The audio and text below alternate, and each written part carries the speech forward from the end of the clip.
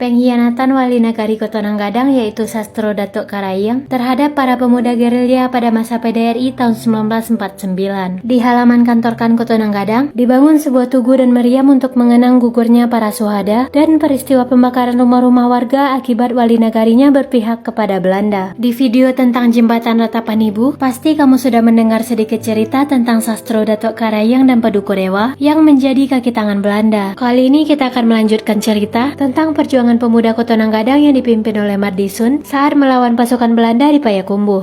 Markas pertama pemuda Kota Nanggadang terletak di sebuah surau di pinggir Batang Agam, Balai Cacang. Dari sinilah mereka mulai mengumpulkan senjata seperti senapan, bedil, dan hand granat. Saat Belanda mulai menduduki Payakumbuh, pasukan Mardisun bergerilya setiap malam menyerang pos-pos Belanda.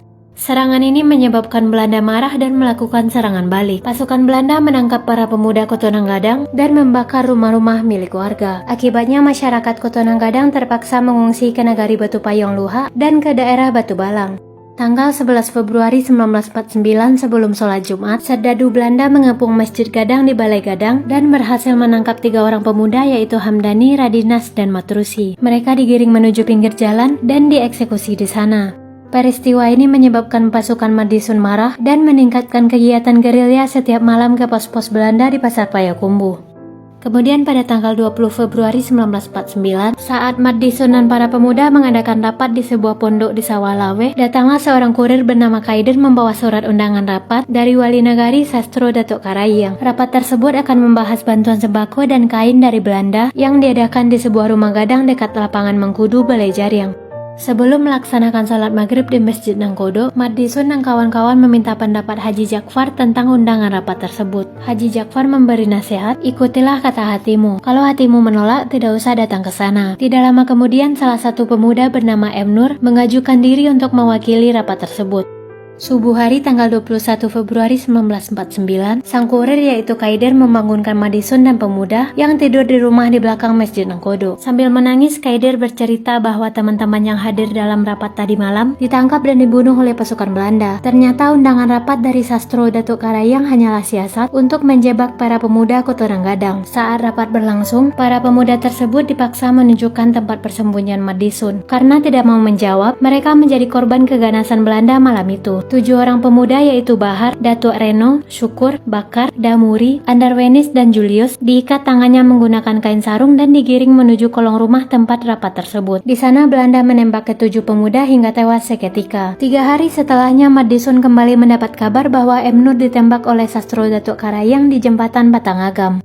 Setelah mengetahui bahwa Sastro Datuk Karayang dan Padukudewa merupakan dalang dari peristiwa tersebut, Mardisun dan pasukannya bertekad membalas dendam. Siang hari tanggal 25 Februari 1949, pergerakan Sastro Datuk Karayang sudah diintai oleh 2 orang pemuda utusan Mardisun. Tepat jam 12 siang, Sastro Datuk Karayang bersama Padukudewa ditemukan di rumah salah satu istrinya di Balai Gadang. Para pemuda langsung bergerak menyerang dan melepas tembakan. Maka terjadilah perkelahian antara Sastro Datuk Karayang dan Padukudewa melawan 10 orang pemuda gerilya yang menutupi wajahnya dengan kain sarung. Dalam serangan balas dendam tersebut, Padukudewa terluka di bagian kepalanya. Ia berlari menuju simpang benteng untuk meminta bantuan Belanda. Tak lama kemudian datanglah pasukan Belanda untuk menolong Sastro Datuk Karayang. Sedangkan para pemuda berhasil menyelamatkan diri dengan berlari menuju Tanjung Anau dan bersembunyi di antara semak belukar.